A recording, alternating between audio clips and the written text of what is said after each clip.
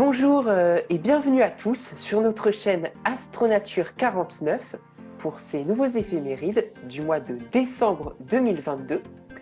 Et nous sommes en compagnie de nos trois chers astronomes amateurs, du 49 pour Pascal et Mathieu et du 52 pour Robin. Et donc ce mois-ci, nous allons proposer des éphémérides plus courtes et qui vont donc se baser plus sur l'essentiel, qui seront plus simples et donc plus clairs, on l'espère, pour vous, et on espère que cela vous plaira. Donc pour commencer, chacun va introduire sa partie, et donc c'est Mathieu qui va commencer. Alors, pour commencer, donc, je vous propose une observation à réaliser le 5 décembre, avec l'occultation de la planète Uranus par la Lune. Alors, c'est à observer au-dessus de l'horizon Est après le coucher du Soleil. La Lune est alors gibbeuse croissante. Uranus va disparaître à 17h38 heure locale pour Paris et réapparaître de derrière la Lune à 18h20. Donc, une occultation qui durera un petit peu moins d'une heure. Uranus va en fait passer derrière le pôle nord de la Lune. Alors, il y a un petit piège en cette observation et je vous invite à faire très attention au différentiel de luminosité. Uranus est beaucoup moins lumineuse que la Lune et c'est un gros problème aussi bien en observation visuelle qu'en imagerie parce que vous allez avoir du mal finalement, l'œil va avoir du mal à s'accoutumer à la fois à la luminosité de la Lune et à la fois à la faible luminosité d'Uranus. Malgré tout, vous aurez un peu plus de facilité en observation visuelle parce que l'œil a tendance à s'adapter plus facilement au différentiel de luminosité, alors qu'en imagerie, il vous faudra choisir soit vous centrer sur la Lune et ensuite vous centrer sur Uranus éventuellement, parce qu'il sera difficile d'avoir les deux en même temps sur une seule acquisition brute. Voilà. Le 8 décembre, donc pour continuer dans ces événements, on a l'opposition de Mars et l'occultation par la Lune. Alors je vous propose d'y consacrer une émission tout entière, spéciale, et consacrée justement à cette opposition martienne. Mais pour vous donner quelques petits détails, sachez que c'est un événement qui est tout de même assez rare. C'est un double événement qui est tout de même assez rare pour être manqué. Mars, en réalité, revient à son opposition tous les 780 jours, soit 2 ans et 50 jours. La dernière opposition de Mars était en octobre 2022, donc, et la prochaine sera en janvier 2025. Alors, où est-ce que vous trouverez Mars ?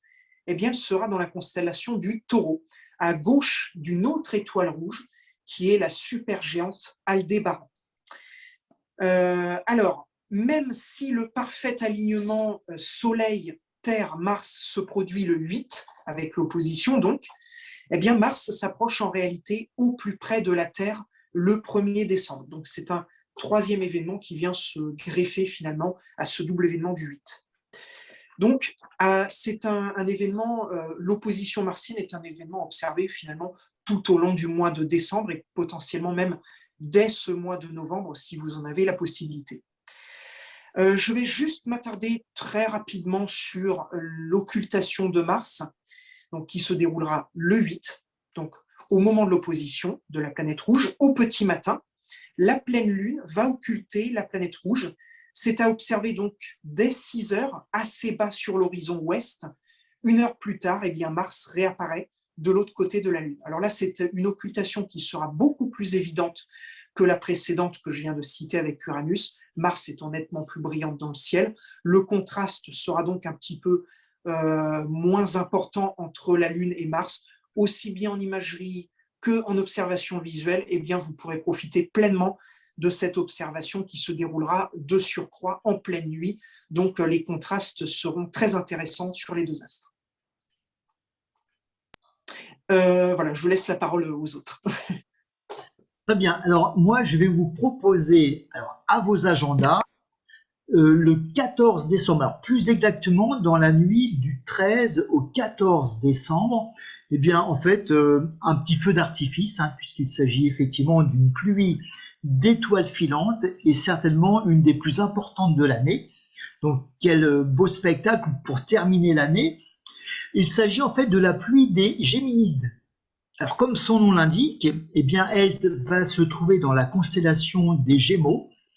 Et pour la repérer, eh bien, le radion se trouve à côté de l'étoile Castor. Donc là, à vos différents logiciels, hein, Stellarium ou pas, pour la repérer. Alors, c'est intéressant parce que le taux horaire zénithal va se situer à peu près entre 120 à 150 météores par heure. Donc, ce qui est quand même très, très intéressant. En plus, ça sera visible pratiquement toute la nuit. L'observation donc se fera côté nord-est. Hein, elle va commencer en tout cas nord-est. Et c'est toujours pareil. Il faudra bien sûr un ciel dégagé. Et puis, également, si vous n'avez pas peur du froid, parce que les températures à ce moment-là, surtout que apparemment le pic sera à peu près vers 2 heures du matin, et les températures, elles risquent d'être très négatives. En tout cas, il ne faut pas les manquer parce que déjà, elles seront très brillantes. Et puis en plus, elles vont se déplacer relativement lentement. Donc un spectacle à ne pas rater. Et puis sinon, donc quelques jours après, le 22, eh bien, je vous propose également la plus grande élongation est de Mercure. Alors c'est un événement intéressant parce que on rappelle que c'est le moment idéal en fait pour observer Mercure parce que en fait elle sera visible plus longtemps. Hein. On se rappelle que l'angle d'observation sera entre 18 et 28 degrés pour Mercure. Alors, elle sera visible longtemps. Ça, c'est la théorie. Parce que, en pratique, et puisqu'il s'agit de l'élongation est, eh bien par définition, elle sera visible après le coucher du soleil, mais sur une toute petite fenêtre. En fait, déjà, elle va démarrer assez bas, donc sur l'horizon, hein, et puis elle va descendre encore aussi. Donc, il faudra l'observer au ras de l'horizon sud-ouest, et elle sera visible en réalité moins d'une heure, entre 17 heures et 18 heures. Avec, en fait, toujours pareil, hein, il faudra un bon horizon bien dégagé. Et idéalement, si vous voulez l'observer, eh bien, vous attendez que Vénus se couche. Et là, vers 17h30, eh bien, vous aurez en fait quelques minutes pour l'observer. Voilà. Robin, si tu peux terminer ces éphémérides. Donc moi, je vais parler de mon... En fait, ça sera l'avant-dernier événement, puisque Nathan va en faire un dernier. Et de la même façon, prévoyez de poser un rendez-vous le 29 décembre 2022. Et il y aura un rapprochement entre Vénus et Mercure. Et ce qui va être assez intéressant, c'est que Mercure, en fait, elle va pointer le bout de son nez. Ça fait un moment qu'elle n'avait pas été observable, puisque elle n'avait pas été observable durant tout le mois de novembre. Donc, ça se passera durant le crépuscule nautique, donc à 17h30. Ça peut commencer un petit peu avant. En fait, à partir du moment où on arrive à voir Vénus, Mercure sera un petit peu plus difficile à voir, puisque Mercure a une magnitude de moins 0,2, tandis que Vénus a une magnitude de moins 3,9. Donc, il y a vraiment un énorme facteur en termes de luminosité. Et en fait, il faudra observer cet événement non loin du coucher du soleil. Ça sera vers l'horizon sud-ouest. Donc, Vénus, comme je l'ai dit, elle sera très brillante et elle sera facile à repérer.